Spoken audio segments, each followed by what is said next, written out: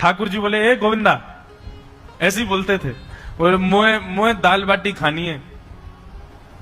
गोविंदास बोले 56 भोग बनते हैं रसोई में। अपरस में मुंह पे पट्टी बांध करके महाराज रसोईया बनाता है। अपरस में यमुना जी का जल आता है वहां से, वृंदावन से, उसके जल में सुंदर प्रसादी बनती है। इतने सुंदर शुद्ध भोजन को छोड़ के यहाँ घर दाल बाटी खानी है। ठीक है, मैं आज बोल दूंगा रसोई घर में बनवा देता हूं। बोले ना, रसोई की ना खानी तो।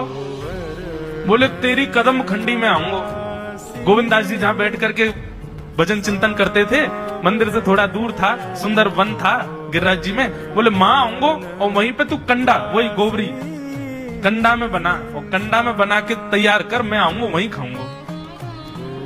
गोविंदास जी बोले यहाँ सब लोग आपको मंदिर में पूजने आते हैं, आप यहाँ पे भगवान हो, ऐसे कहीं खाने पीने आओ। बोले कोई को पता थोड़ी चलेगी, मैं आ जाऊंगा, तू चिंता मत कर, तू सुन तैयारी कर ले, आज मैं तेरे यहाँ आके प्रसाद पाऊंगा।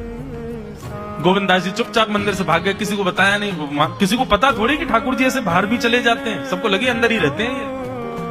गोविंदास जी दौड़ करके गए, बढ़िया कंडा में बढ़िया उपले उपले लगा करके महाराज बाटी बनाई, दाल चढ़ा दी, सुंदर ठाकुर जी आएंगे पाने।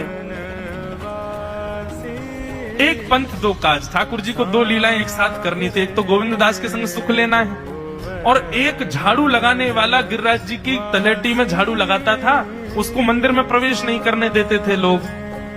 तो वो बेचारा बाहर खड़ा खड़ा ही दर्शनार्थियों से पूछता था कि ठाकुर जी दिख कैसे रहे, मुझे ये बता दो। दर्शनार्थी आकर के बताते थे, नीली ठाकुर जी ने बाघा पहना है, गले में मोतियों की माला है, मकराकृत कुंडल है, ऐसा टिपारा ठाकुर जी के सिर पर रखा है, और ऐसा ठाकुर जी का श्रृंगार है। तो वो बाहर खड़ा खड़ा नेत्र बंद करके सुन सुन करके ही अपने चित्त में एक झांकी बना लेता था, और मन में सोचता था ऐसे दिख रहे होंगे ठाकुर जी। पर रोज प्रार्थना करता था, नाथ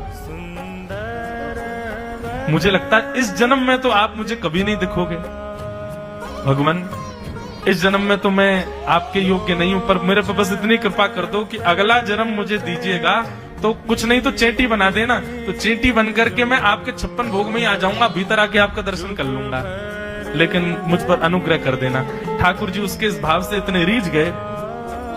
गोविंददास को बोला था कि दाल बाटी खाने आएंगे, मंदिर बंद करके सब तो चले गए वहां से, सब लोग भोजनालय में भोजन प्रसाद पाने लगे। ठाकुर जी मंदिर से निकले अचक करके बाहर, गिरिराज पर्वत के ऊपर विराजते थे। जैसे ही बाहर निकल करके आए तो गिरिराज पर्वत के नीचे वही झाड़ू लगाने वाला उन नेत्रों से आंसू बह रहे थे। ठाकुर जी का चिंतन कर रहा था, आज ठाकुर जी ऐसे दिख रहे हैं, सिर पर चांदी का मुकुट पहना है, ठाकुर जी ने आज गुलाब का इत्र लगाया है, ठाकुर जी के ऐसे ऐसे मकराकृत ठाकुर जी के कटाक्ष, वो सब चिंतन कर रहा था।